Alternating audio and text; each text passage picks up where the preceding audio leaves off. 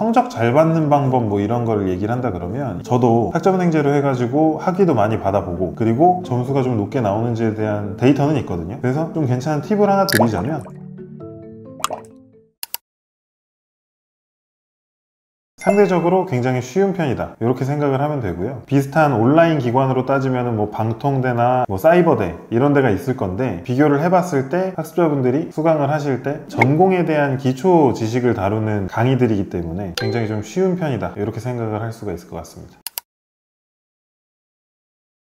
상대평가 점수로 환산 점수가 나와요. 예를 들어서 출석, 과제, 시험, 참여도 이런 것들에 의해서 총점을 절대평가 점수로 해가지고 100점 만점 기준으로 해서 먼저 평가를 해요. 그러면 100점 맞은 사람도 있고 뭐 80점, 70점, 60점 이런 식으로 점수에 따라서 등수가 쭉 나올 건데, 퍼센테이지로 1등부터 뭐 몇 등까지는 A+, 2등부터 몇 등까지는 뭐 A, 그렇게 되기 때문에 내가 출석도 잘하고 과제도 잘하고 시험도 잘 보고 참여도도 다 참여하고 이렇게 해서 절대평가 점수로 최대한 높은 점수를 받으면 내가 등수가 높게 나올 테니까 결론적으로는 환산 점수도 좀 높게 받을 수가 있겠죠.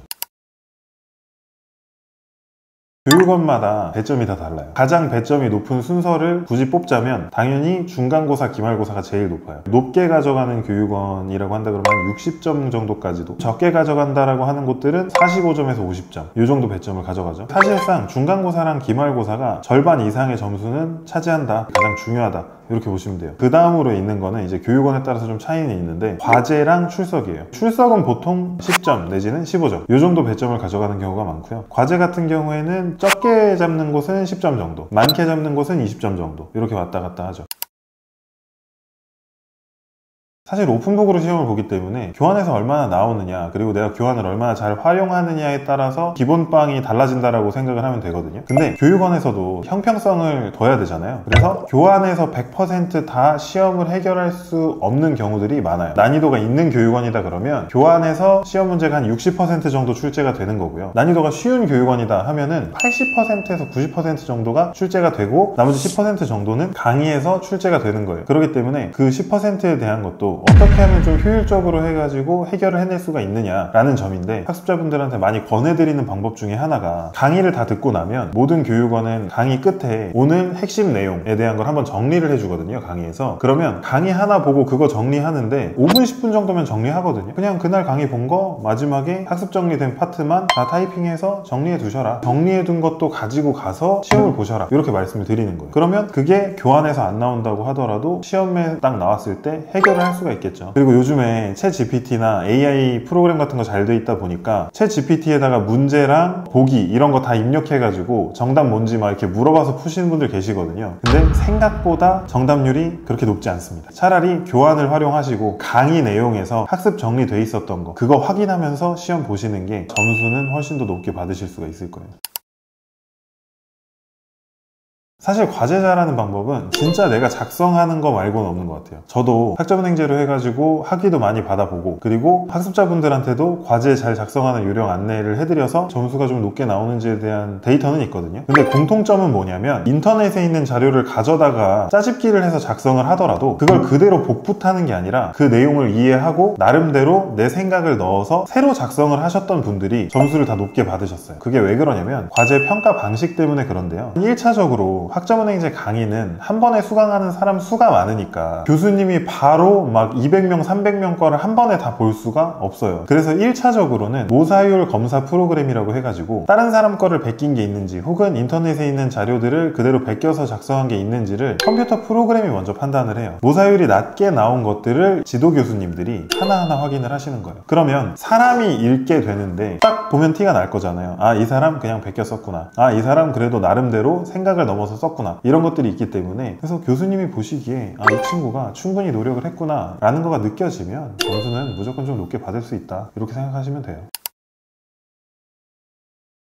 교육원마다 이제 뭐 차이가 있는데 공통적으로 좀 많이 있는 게 뭐 토론이나 쪽지 시험이 있어요. 토론 같은 경우에는 주제가 나와요. 교수님이 최소한 이 과목을 수강했다면 이 정도는 알고 있어야지 하는 기본적인 주제를 하나 주시거든요. 그러면 거기에 대한 내 생각을 정해진 분량에 맞춰서 적는 거예요. 근데 사람에 따라서, 가치관에 따라서 다르게 생각할 수 있는 것들이잖아요. 네 말이 맞다 틀리다 이런 걸로 단순하게 이분법적으로 판단을 할 수는 없는 거예요. 그러다 보니까 채점 방식도 주제에 주제에 대해서 벗어나지 않는 얘기를 충분한 분량으로 적어라. 요거를 기준으로 채점을 하시거든요. 그래서 두 가지만 주의하시면 돼요. 내가 주제 안에 있는 얘기들을 했느냐, 정해진 분량 이상을 썼느냐, 이 두 가지를 생각을 하시면 되는 거예요. 그러면 토론 점수는 그냥 만점 받았다 이렇게 생각해 주시면 되고요. 쪽지 시험 같은 경우에는 난이도가 쉬워요. 교환 같은 거 활용해서 푸시면은 뭐 한 5분이면 다 풀 수 있는 정도의 문제라고 보시면 돼요. 근데 더 좋은 방법, 좀 괜찮은 팁을 하나 드리자면 강의 중간에 나온 형성평가 문제들이 있어요. 뭐 OX로 나오는 교육원도 있고 객관식으로 나오는 교육원도 있는데 그 문제가 그대로 나오는 경우가 많다. 요거를 따로 메모까지 해두시면 너무 좋고요. 그렇게 판단을 해보시면 될 것 같아요.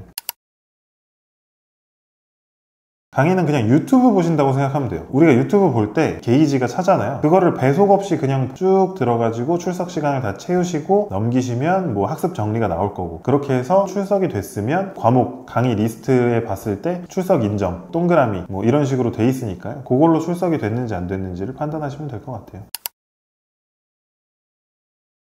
그런 건 없어요. 교수님이 미리 찍어 두셨던 강의들을 내가 그냥 들어가서 보는 거예요. 그러니까 유튜브랑 똑같은 거예요. 유튜버들이 찍어 놓은 영상을 우리가 원할 때 들어가서 보잖아요. 그것처럼 학점은행제 강의도 미리 찍어 놓은 강의를 보는 거기 때문에 강의를 수강했던 시간으로 출석 체크를 하는 거예요.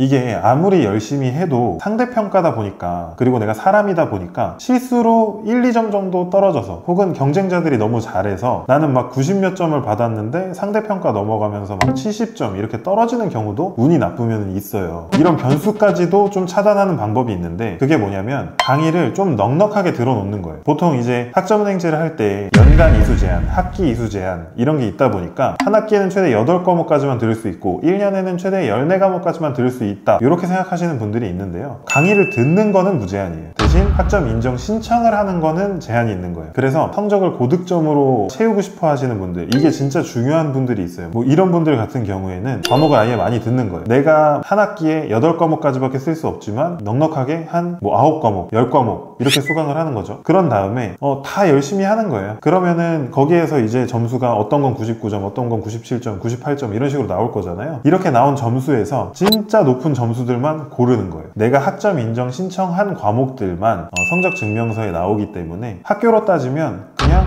학점 취소를 해버렸다, 삭제를 해버렸다, 이런 개념으로 보시면 될 것 같아요. 그래서 내가 진짜로 너무 중요한데 어떤 변수도 만들고 싶지 않다, 변수를 최소화하고 싶다, 그러면 방법으로 하나 제시를 해드리고 있어요.